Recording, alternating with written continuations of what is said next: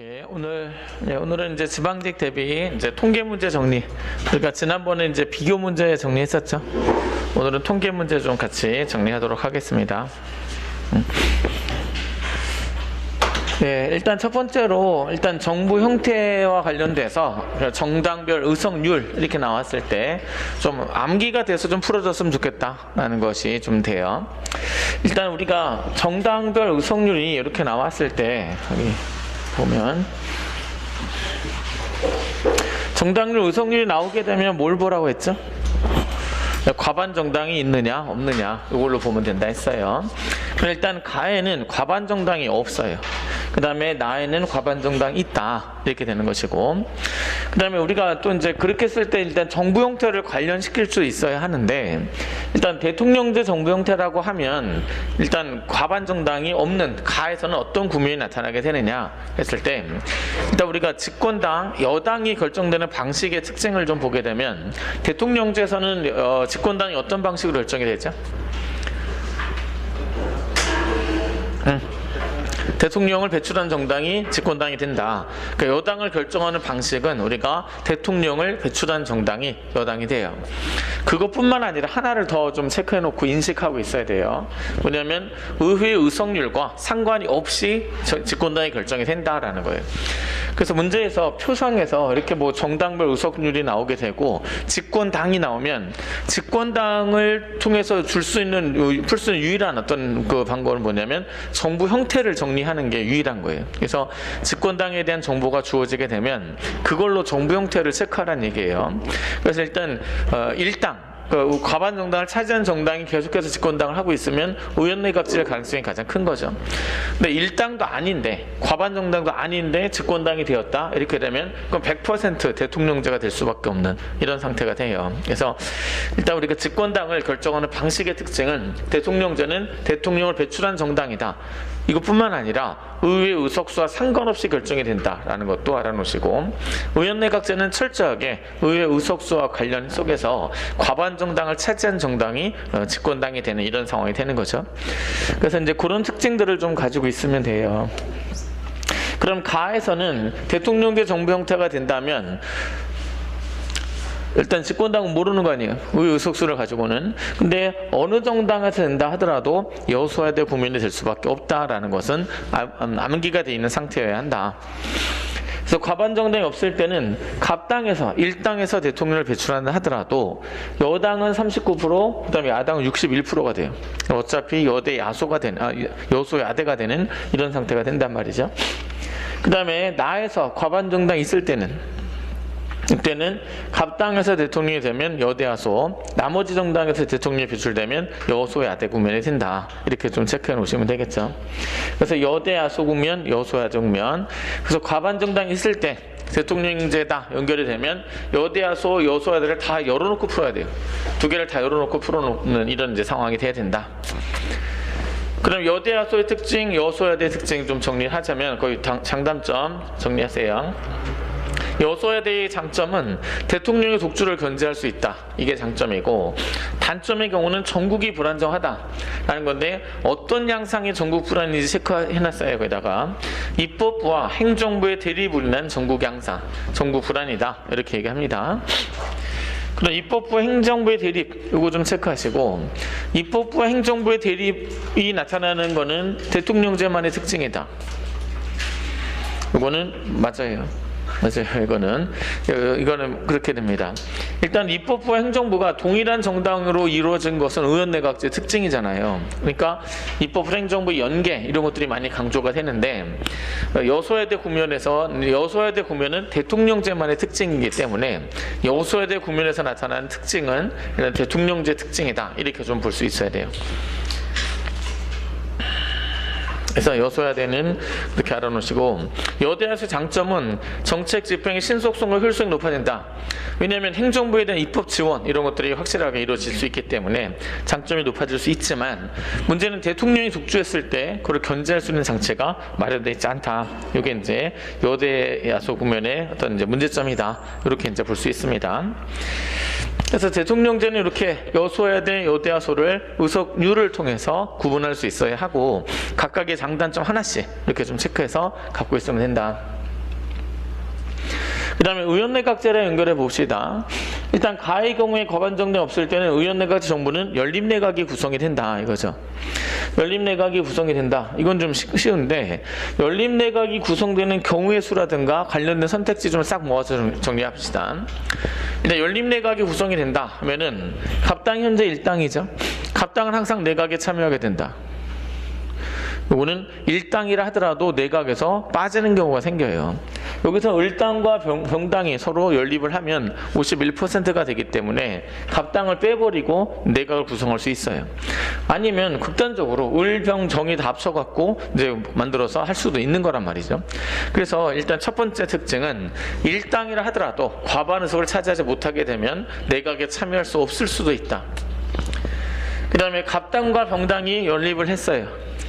그랬을 때 총리는 갑당이다. 정해진 바 없습니다. 이것도 마찬가지로 이렇게 되고요. 정당은 내각에 참여하게 되는 경우는 없다.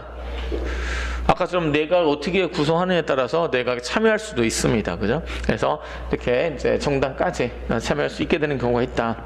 그래서 연립내각이 구성이 되는 경우는 어떤 조합이 되든 과반만 넘으면 되기 때문에 어느 정당도 다 열려있게 되는 이런 상태가 된다라는 것을 잘 이해하시고, 그 다음에 연립을 한다 하더라도 다수당에서 수상이나 총리가 나오라는 법은 없어요. 그래서 좀 다른 소수에서 나올 수도 있다라는 거. 근데 현실에서 대부분 그렇게 하겠죠. 근데 법적으로 정해진 바는 아니다라는 것을 잘 이해하시면 돼요. 그 다음에 나에서는 이제 갑당이 과반 의석을 차지했기 때문에 단독 내각이 구성이 된다라는 것을 이렇게 이해하면 되겠죠. 됐어요? 이렇게 단독 내각 구성이 되고, 그 다음 을, 병, 정을 이렇게 이제 다 미끄러지겠죠. 그 다음에 연립내각의 장점은 뭐가 되겠어요? 연립내각의 장점은 국민의 다양한 의사가 반영될 수 있다. 그렇게 돼 있고, 그 다음 단점은 이것도 전국이 불안정하다. 근데 전국 불안 양상 거기 써놨어요. 일단 내각 내에서 정당 간의 대립을 인한 전국 불안이 발생하게 된다. 여기에 이제 문제가 되겠죠. 그래서 요거는 거의 다 좀 여기 써드린 거는 거의 다 외워져 있는 상태여야 해요. 그래서 이걸 거기서 분석하면서 풀고 이럴 게 아닙니다. 그 다음에 이제 단점은 뭐냐면 여기서는 이제 내각 내에서 정당한 대립으로 전국 불안정해지고, 그래서 여소야대 국면에서의 전국 불안 양상하고 그 다음에 연립내각에서 전국 불안 양상이 좀 다르죠.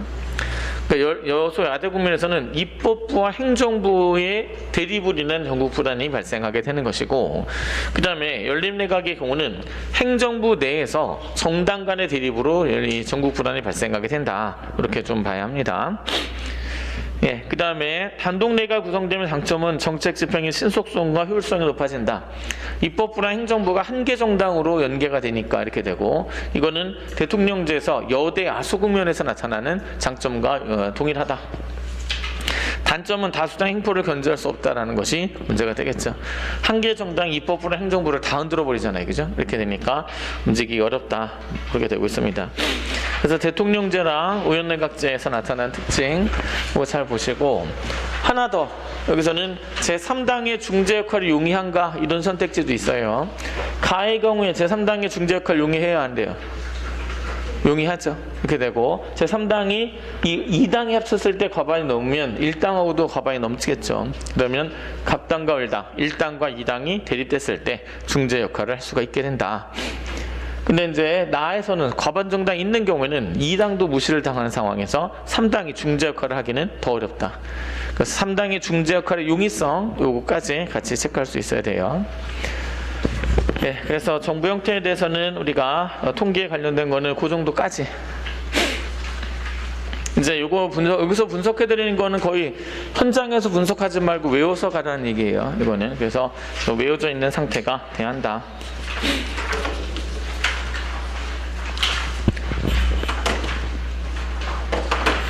네, 그 다음에 선거 결과 분석. 내일인가요? 내일 모레죠. 선거에 대해 내일 모레가 이제 선거인데, 그때 이제 결과가 나오겠죠. 이렇게 각 정당별로 지역구 의석수 이렇게 이제 나오게 될 겁니다. 그러면 일단 여기서 지역구에 관련된 정보는 이렇게 두 개를 줘요. 근데 자료가 나오면 항상 저걸 봐야 돼요. 항목을 제일 먼저 본다. 항목. 그럼 일단 지역구 의석수 지역구 득표율 해서 지역구에 관련된 정보는 이거는 도출하는 게 아니라 주어지는 거예요. 이거는 그래서 항상 주어질 거란 말이에요. 이거는. 그 다음에 전국구 의석수. 전국구 의석수는 어떻게 구해지느냐 하는 거는 우리가 방법을 배워놨기 때문에 거기에 대해서 이제 우리가 도출을 요구하는 문제들도 있어요. 일단 전국구 의석수의 결정 방식은 뭐예요? 비례대표제죠. 비례대표제의 경우는 지역구의 득표율을 이용해서 전국 의석을 배분하는 방식이 있죠. 그건 1인 1표예요, 2표예요. 1인 1표에 의한 방식이 되는 것이고, 그다음 별도의 정당 투표를 하였다. 그러면 1인 2표가 되겠죠. 그죠? 그래서 1인 1표냐, 1인 2표냐, 요거 쟁점이 될 겁니다. 요거는. 그래서 먼저 물어볼 수 있기 때문에 확인할 수 있어야 한다. 그 다음에 총 의석수 주어지면 뭘 보라 했어요? 거반 정당이 있느냐, 없느냐. 없으면 제3당이 용이하냐, 중재가. 요거 판단할 수 있으면 되는 거죠. 예, 그러면 우리가 물을 수 있는 거 좀 정리해 볼까요? 지역구에서 이렇게 좀 체크를 하게 되면 다수대표제냐 소수대표제냐 물어볼 겁니다. 소선거구제라면 다수대표제고 중대선거구제라면 소수대표제가 되겠죠. 그러면 그건 어떻게 확인할 수 있어요? 예, 지역구 의석 수랑 지역구 수가 주어질 거란 말이에요. 만약에 지역구 수가 주어졌어요. 몇 개냐면 200개래요. 그러면 다수대표제예요, 소수대표제예요? 여기는 200개 선거구에서 여기서는 200개 선거구에서 200명을 뽑았으니까 이거는 다수대표제가 되는 것이고, 100개 지역구 수가 100개라고 주어졌죠. 그러면은 그래서 200명 뽑았어요. 다수대표제예요, 소수대표제예요? 이거는 소수대표제에 해당한다. 이렇게 해서 체크할 수 있어야 돼요. 그래서 여기는 소수대표제다. 첫 번째 지역구에서 묻는 거는 다수대표제냐 소수대표제냐 이거 물어본단 말이에요. 네, 그래서 여기 이제 1번에 거의 프린트 보시면 지역구 중대선거 실시가 사용되었다. 100개에서 200석 뽑았으니까. 그래서 이제 이렇게 다수대표제냐 소수대표는 체크할 수 있어야 되고, 그 다음에 지역구에서 또 물어볼 수 있는 것이 뭐냐면 지역구의 득표율과 의석률의 차이, 요거를 통해서 물어볼 수 있어요. 득표율과 의석률의 격차가 벌어지는 거는 왜 그런 거죠? 네, 사표가 발생하기 때문이다. 그래서 사표가 발생하기 때문에 득표율과 의석률의 격차가 벌어지게 되는 것이다. 그거는 좀 알아놓으시고, 그러면 득표율과 의석률이 벌어진다는 것의 의미는 뭐예요? 득표율은 지지율을 얘기를 하는 것이고 의석률은 반영률을 얘기하는 거죠. 그럼 국민의 의사가 이만큼의 지지율을 가지고 있는데 반영이 제대로 되었느냐를 따져야 하는데, 이게 격차가 벌어졌다는 얘기는 뭐냐면 국민의 의사가 정확히 반영되지 않았다, 국민의 의사가 왜곡되었다라는 것을 의미한다고 했죠. 그래서 국민의 의사가 왜곡되었다, 이거는 의석률과 득표율의 격차를 통해서 확인하면 돼요. 근데 국민의 의사가 왜곡되는 양상은 또 두 가지예요. 득표율에 비해서 의석을 많이 차지해서 왜곡된 경우가 있을 수 있고, 득표율에 비해서 의석을 적게 차지해서 이제 왜곡된 경우가 있단 말이에요. 그러면 여기서 득표율보다 의석률이 높아요. 그러면 과대대표 됐어요, 과소대표 됐어요? 그거는 과대대표가 되었다 이렇게 되고, 득표율보다 의석률이 낮아요. 그러면 과소대표 되었다. 그래서 과대대표 되었느냐 과소대표 되었느냐 이거를 판단할 수 있어야 됩니다.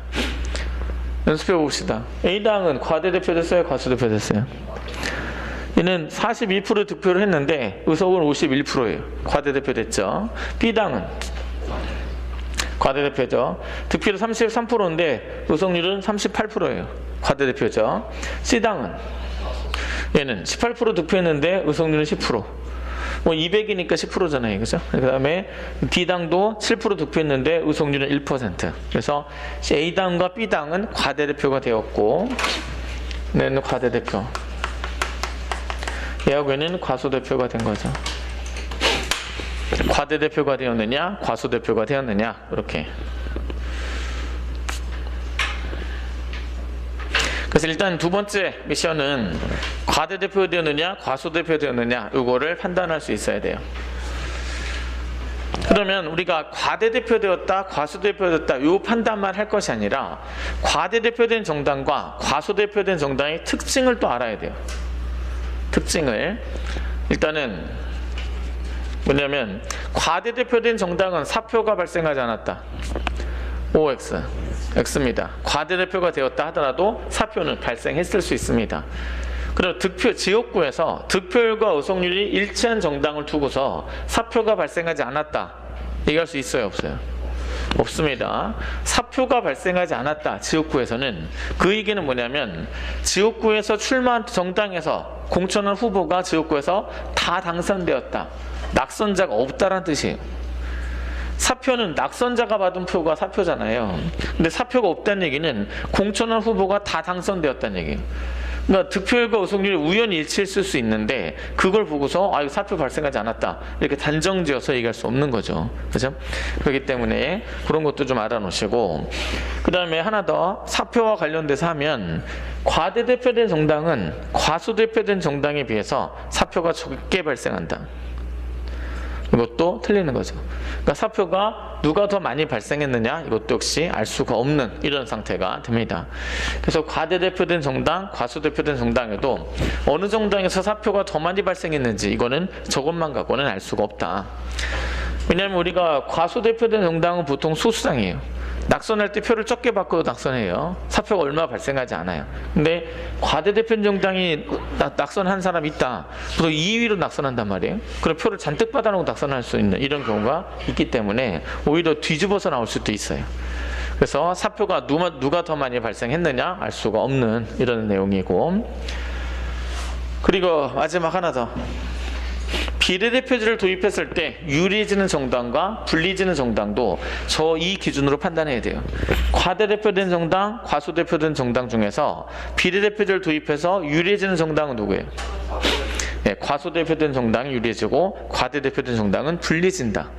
이렇게 해서 비례대표의 도입을 통해서 불리해지는 정당, 유리해지는 정당도 이렇게 좀 구분을 해줄 필요가 있어요. 왜 그런가? 마지막으로 설명합시다. 마지막으로 우리가 득표율은 일정하게 지지율로 유지된다 칠게요. 그러면 이 과대대표인 정당은 의석률이 높죠. 근데 그건 유지시켜준 상태에서 지역구에서 전국구에서 득표율로 의석을 배분해주고 이걸 섞어요. 그럼 의석률은 높아져야 낮아져요?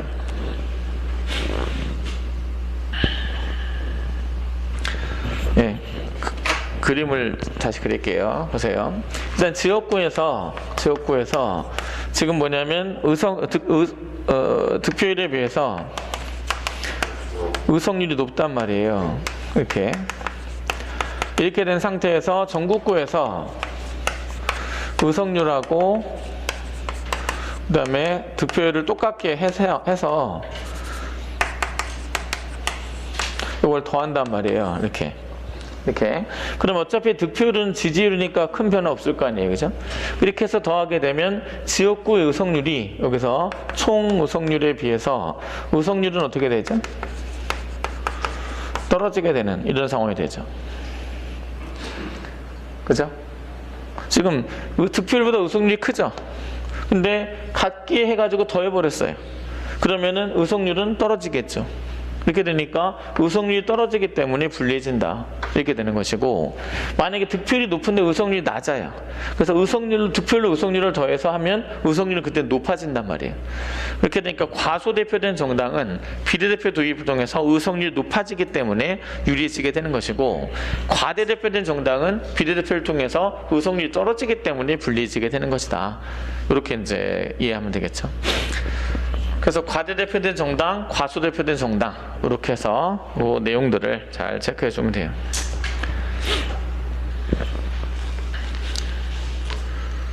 됐어요?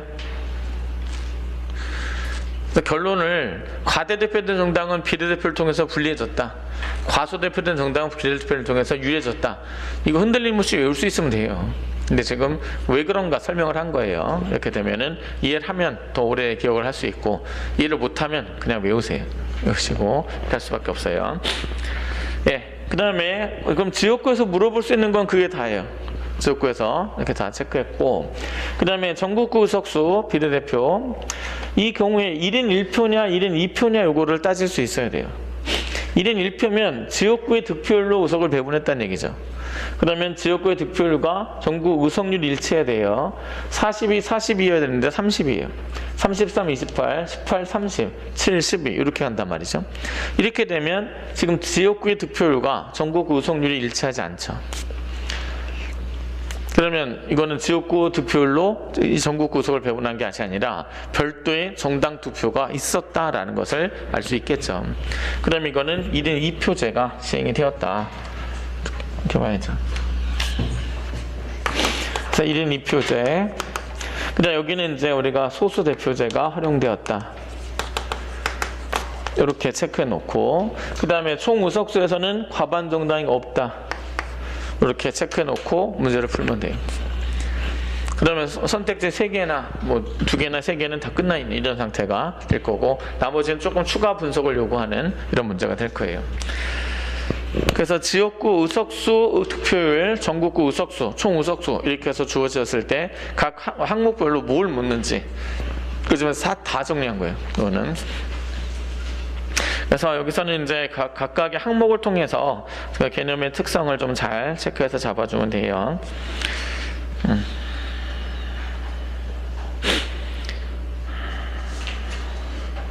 됐죠? 그래서 선거 결과 분석은 거기까지 우리가 체크하시면 되겠습니다.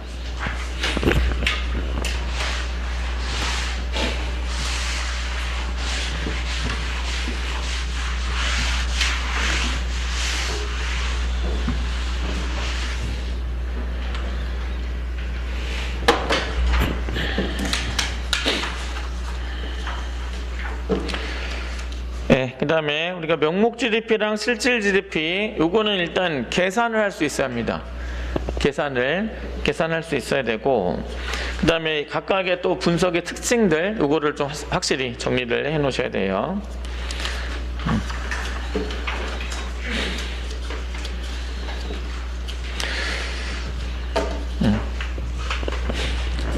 아직 저희 국가지가 언제 한다는 얘기는 아직 없죠. 이번 주가 정점이 될 것 같아요. 이번 주에 지금 우리가 그 확진자 수가 20명, 30명대로 떨어졌고, 그 다음에 이제 그 주말까지 가게 되면은 이제 좀 더 떨어지고, 그러면 이제 뭔가 다른 조치가 나올 것 같아요. 그러면 안정세다라고 판단하면 이제 다음 주부터는 뭐 좀 바뀌고, 아마 날짜도 이제 고정하고 아마 그렇게 될 것 같아요. 그래서 우리가 지금 이 상황에서 뭔가 좀 특별한 거, 지금 공부를 그동안 다 해와가지고 이제 특별한 거를 추가적으로 더 심화시켜서 공부를 하자 이렇게 되는 그 상황은 좀 피하는 거예요. 일단은 지금까지 해온 걸로도 사실은 다 돼요. 사실 되기 때문에 그 정도에 더 들어가지 않고 지금 이거를 감각만 유지하면 된다 이런 생각을 좀 하는 것이 좋고, 그래서 사실은 좀 했던 걸 다시 하는 부분으로 지루할 수 있어요. 근데 이제 우리가 지난주 4주 동안 이제 문제풀이 해오고 국가직 한다고 이렇게 해서 하고, 그거를 또 이제 8주를 또 그렇게 더 하게 되면 더 이제 이렇게 좀 지겨워지는 이런 상황이 되고, 그래서 지금 우리가 좀 텍스트를 좀 반을 또 넣은 거예요. 그래서 넣는데 그 부분도 사실은 순서대로 하면 또 그것도 지겹잖아요. 그죠? 그래서 좀 주제별로 다시 뽑아갖고 이렇게 정리하고 하는데, 사실은 한 부분이에요. 한 부분이고, 그런 부분들에 대해서 여러분이 감이 떨어지지 않게 들으면서 내가 다 알고 있다 그러면 지금 한번 반복한 거고, 만약에 반복을 안 했으면은 한 달 정도면 까먹을 수 있는 내용인데 지금 반복하면 2달까지는 더 갈 수 있다. 뭐 이런 이제 의미를 좀 부여하면서 좀 이제 생각을 해야 되겠고. 네, 그래서 이제 그렇게 좀 차분히 하나씩 해나가면 되겠어요. 네, 명목 GDP하고 실질 GDP 좀 봅시다.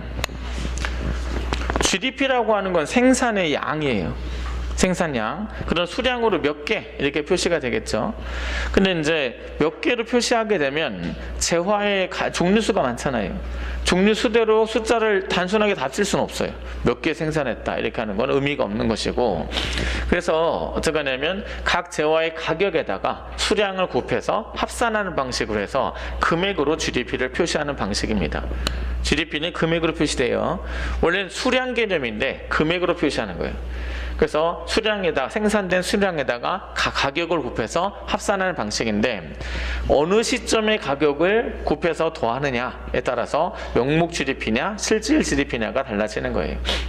그러면 이제 우리가 당해년도라는 것이 있고 기준년도라는 것이 있어요. 당해년도는 올해 생산된 양을 올해 가격을 곱해가지고 이제 더하게 되는, 이렇게 되는 거, 이것이 이제 명목 GDP가 되는 겁니다.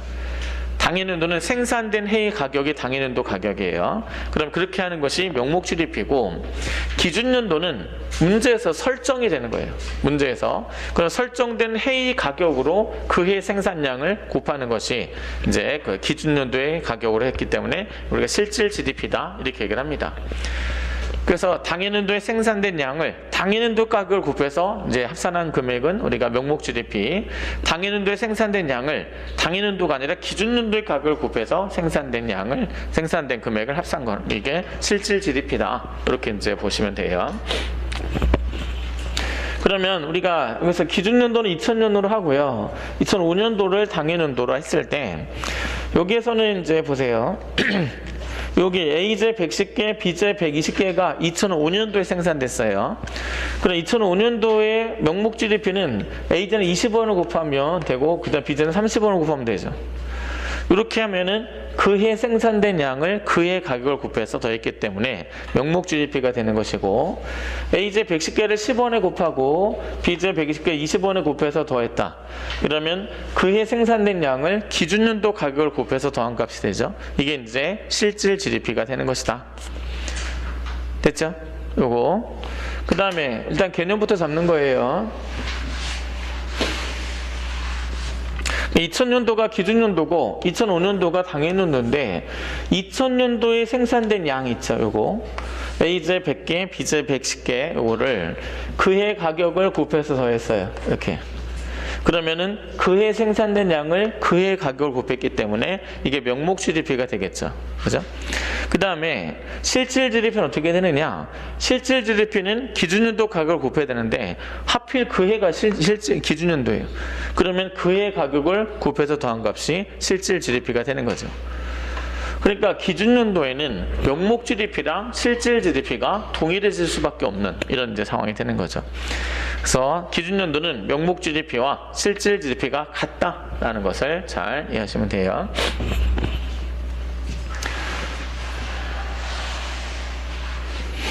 네, 그러면 우리가 또 하나 명목 GDP하고 실질 GDP를 왜 구하느냐? 목적을 좀 알아야 돼요. 왜 구하냐면 일단 우리가 생산이 얼만큼 증가했는지를 알고 싶은 거예요. 일단 그러면 여기 A제, B제 중에서 A제는 생산이 증가했어요, 감소했어요? 이거는 증가했다. 그렇게 되고 B제도 증가했죠. 그러면 무수히 많은 재화일 때도 이게 다 증가냐 감소냐가 다를 수 있고 하단 말이죠. 이렇게. 그러면 A제는 10개 증가했고 B제도 10개 증가했다. 이렇게 되지만 한 숫자로 나타낼 수 있어야 돼요. 한 숫자로 얼만큼 증가했느냐를 체크할 수 있어야 돼요. 그것도 체크해야 되고, 물가는 올랐어요, 떨어졌어요? A제 10원 오르고 B제 10원 올랐죠. 그러면 그 두 재화의 가격이 다 가격이 올랐기 때문에 물가도 상승한 거란 말이죠. 근데 무수히 많은 재화일 대비해서 한 숫자로 나타낼 수 있어야 돼요. 그래서 생산이 얼만큼 증가했는가를 한 가지 숫자로 나타내고 싶은 거고, 그 다음에 물가가 얼만큼 변동했는지도 한 숫자로 나타내려고 하는 거예요. 이게.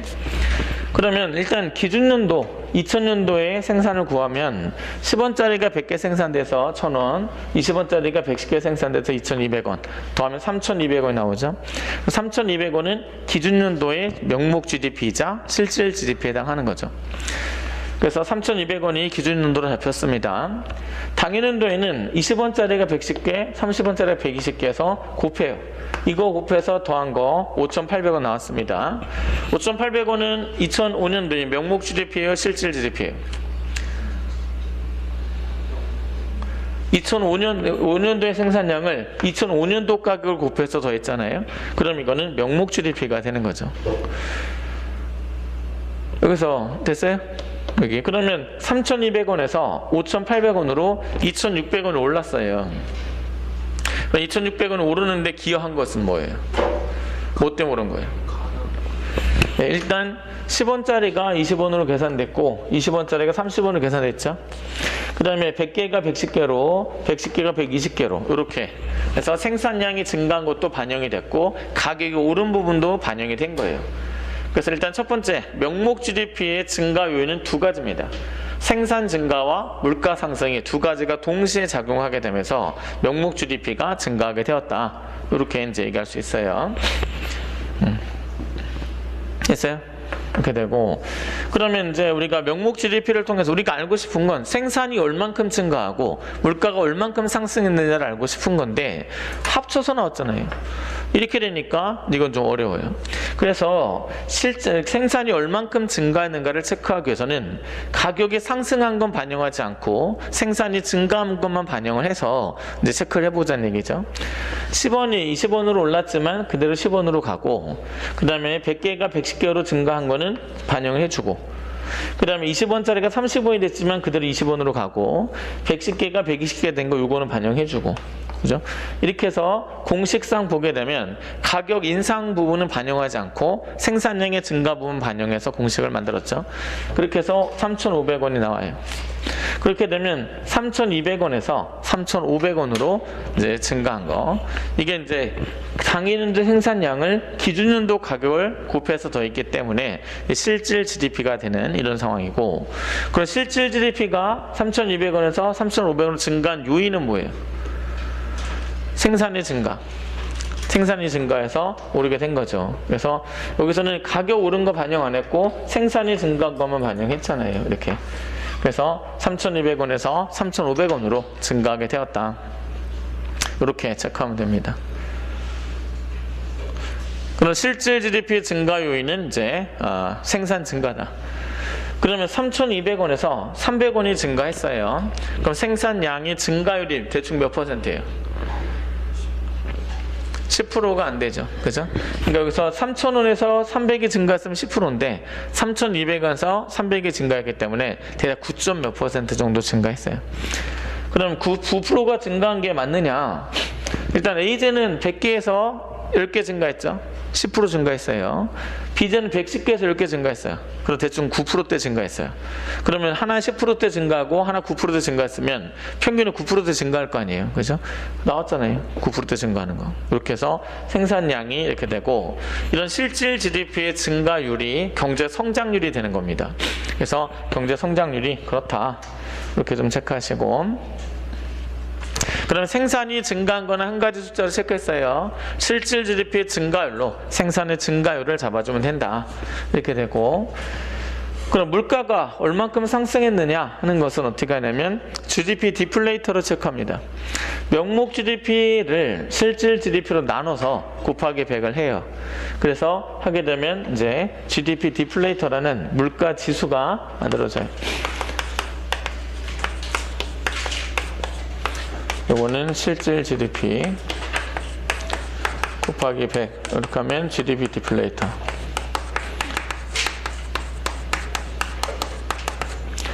이렇게 되죠. 그럼 우리가 명목 GDP를 음미해보면 여기 A제 110개, B제 120개를 여기서 A 20원에 B제는 30원에 곱해서 더했어요.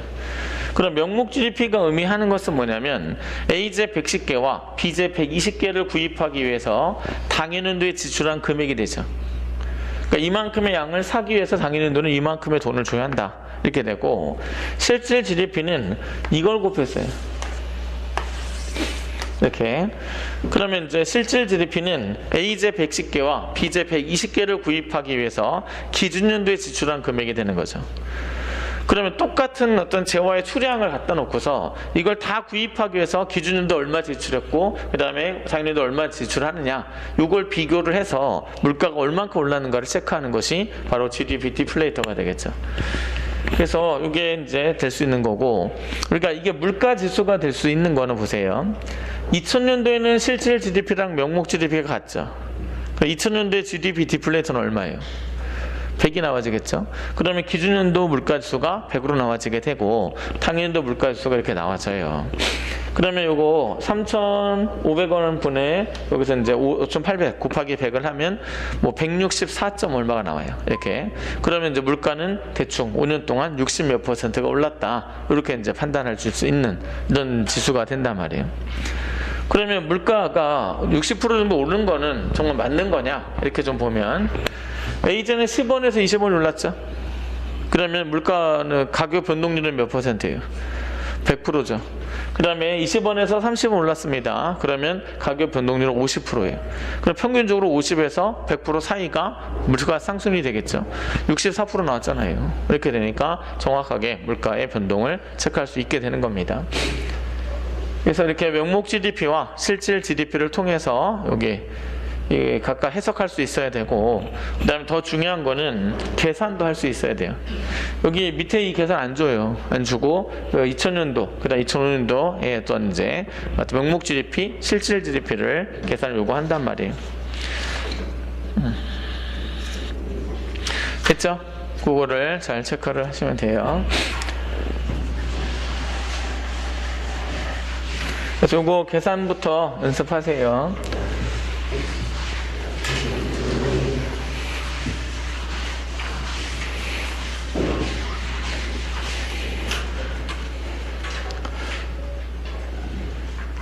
그 다음에 요거 하기 전에 좀 봅시다.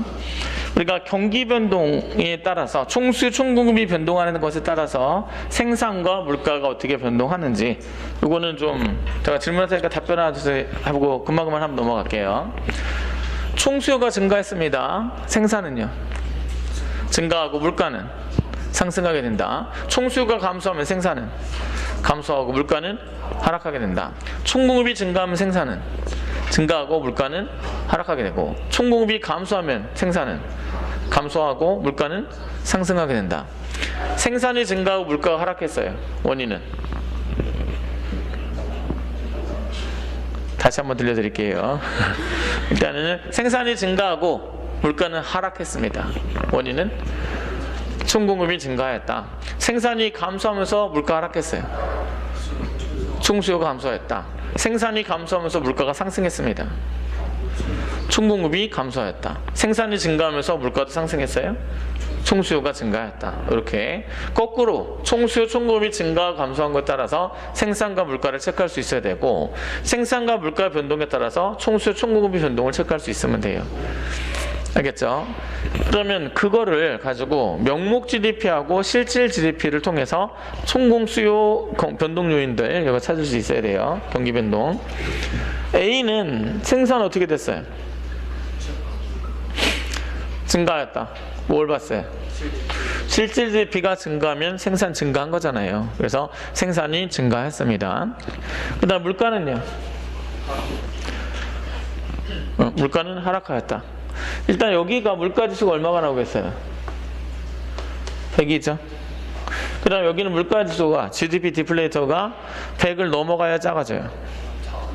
명목 GDP가 밑에 있는 거잖아요. 그죠? 그러면 명목 이거보다는 100 이하가 돼요. 80이라 합시다. 그럼 물가지수가 떨어지면 물가는 하락하게 된다. 이렇게 해서 물가 하락을 체크해도 괜찮고, 아니면 제가 계속해서 강조한 게 있었죠. 명목 GDP 증가율에서 실질 GDP 증가를 빼면 뭐가 나온다 했어요? 명목 GDP 증가율에서 실질 GDP 증가율을 빼면 물가 상승률이 되죠. 그럼 물가 상승률이 양수면 물가가 오른 거고, 음수면 물가가 떨어진 거예요. 그럼 여기서는 명목 GDP 증가율은 음수죠. 실질 GDP 증가율은 양수예요. 음수에서 양수를 빼면 음수가 되죠. 그럼 물가 상승률이 음수가 되기 때문에 물가가 하락하였다. 이렇게 할 수 있습니다. 그러면 생산이 증가하면서 물가가 하락했어요. 경기 변동 요인은 총공급이 증가하였다. 이렇게. 그래서 이 그래프 상황을 통해서 이 경기 변동 요인은 총공급이 증가한 경우에 해당한다라는 것을 잘 체크해 주면 돼요. B의 경우를 좀 보시면 생산 어떻게 됐어요? 증가했죠. 물가는 우리가 명목 GDP 증가율도 우상향이니까 양수고, 실질 GDP 증가율도 우상향이니까 양수죠. 누가 더 커요? 명목 GDP 증가율이 훨씬 가파르니까 더 크단 말이에요. 그죠? 그러면 큰 숫자에서 작은 숫자를 빼면 양수가 되니까 물가 상승률은 양수가 되는 것이고, 그럼 물가는 상승한 겁니다. 생산 증가하면서 물가가 상승했으니까 총수요가 증가하게 된다. 이렇게 되죠.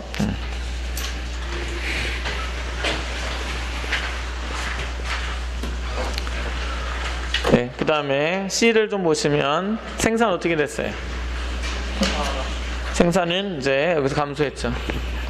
그 다음에 물가는 물가는 더 하락했죠. 그죠? 이렇게.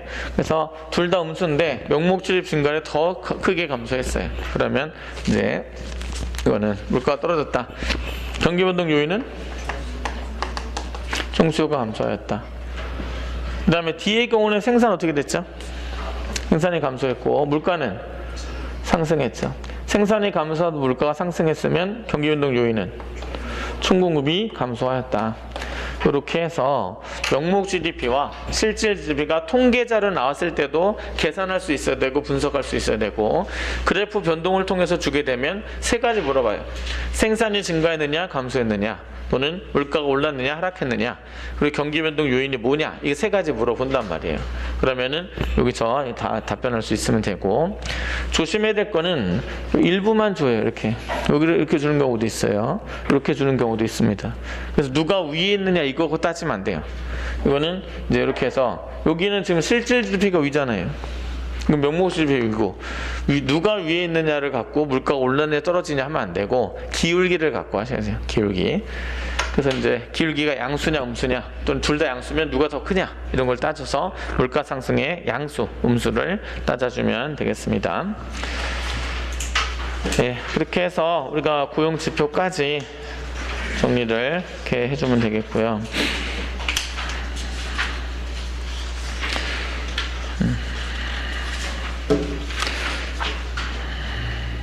물가 지수까지 합시다. 어차피 GDP 디플레이도 했으니까.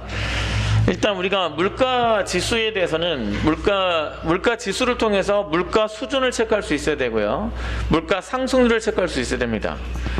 물가 수준이 높아지고 있으면 물가 지수가 어떻게 되고 있는 거죠? 물가 지수가 높아지고 있으면 물가 수준이 높아지는 거예요. 이렇게 되고 물가 상승률은요? 물가 지수를 통해서 물가 상승률 어떻게 구할 거예요? 물가 지수의 변동률이 물가 상승률이잖아요. 그죠? 그래서 거기 써 있는 대로 해서 일단 물가 지수가 문제에서 주어져요. 그리고 모든 통계는 물가 지수를 내요. 그럼 그거 가지고 물가 수준을 판단할 수 있어야 되고 그 다음에 또 한 가지는 물가 상승률도 체크할 수 있어야 돼요. 만약에 물가 지수가 여기 봅시다.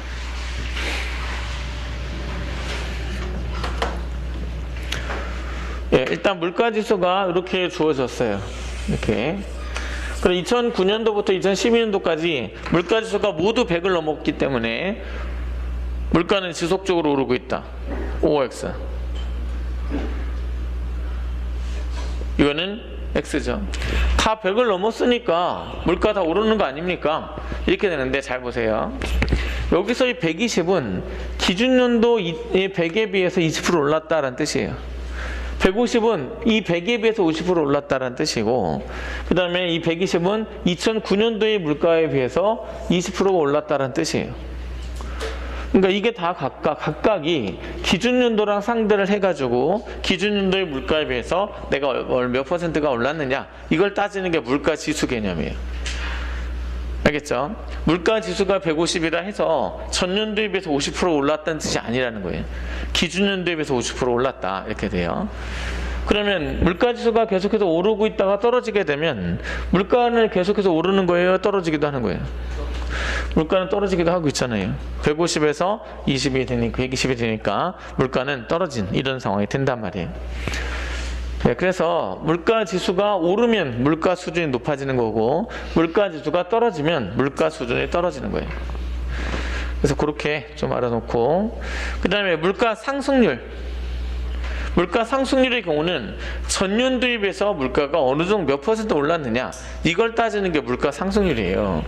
얘는 20%라고 하는 거는 전년도에 비해서 20% 오른 거고 25%도 전년도에 비해서 25% 오른 거고 마이너스 2%는 거는 전년도에 비해서 마이너스 20이 올랐다는 것이지 떨어졌다는 것이지 기준연도에 비해서 물가가 이만큼 되었다는 뜻은 아니에요. 알겠죠? 그러니까 물가 지수는 기준연도를 기준으로 해서 당해년도의 물가 수준을 체크한 것이 물가 지수고 물가 상승률은 전년도 물가 수준에 비해서 올해 물가가 얼마나 변동했느냐를 따져주는 것이기 때문에 이게 좀 기준이 달라요.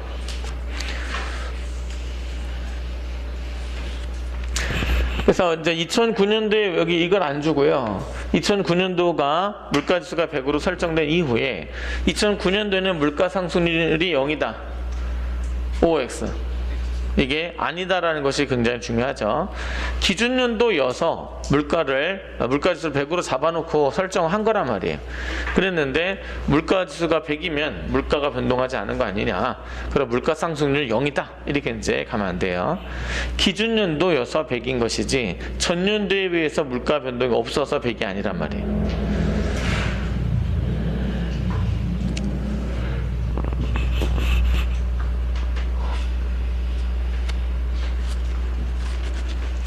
네. 그러니까 하나 더, 물가 상승률이 0이라는 얘기는 무슨 뜻이냐면 전년도에 비해서 물가의 변동이 없다는 뜻이에요. 근데 물가지수를 기준연도에서 100으로 설정해 놨는데 그래서 100인 건데 전년도에 비해서 물가 변동이 없다 이렇게 해서 가시면 안 되는 거죠. 그 다음에 물가 상승률은 물가 지수의 변동률이에요. 100에서 20이 증가해서 20%, 120에서 30이 증가해서 25%, 150에서 30이 감소했으니까 마이너스 20% 이렇게 해서 물가 지수의 변동률이 물가 상승률이 된다는 것을 알고 있으면 돼요. 됐죠? 네. 그 다음에 여기는 2010년도하고 2012년도에 물가지수가 같죠. 그러면 2009년도에 비해서 20% 올랐고 얘도 2009년도에 비해서 20% 올랐기 때문에 2010년도와 2012년도의 물가 수준은 같다. OX. 이거는 5가 되는 이런 내용이죠. 그래서 물가 지수가 같으면 이거는 물가 수준도 같은 것이다. 이렇게 볼 수 있습니다. 예, 그럼 물가 지수까지 GDP 디플레이터는 아까 우리가 한 거예요. 여기까지 하고 쉬겠습니다.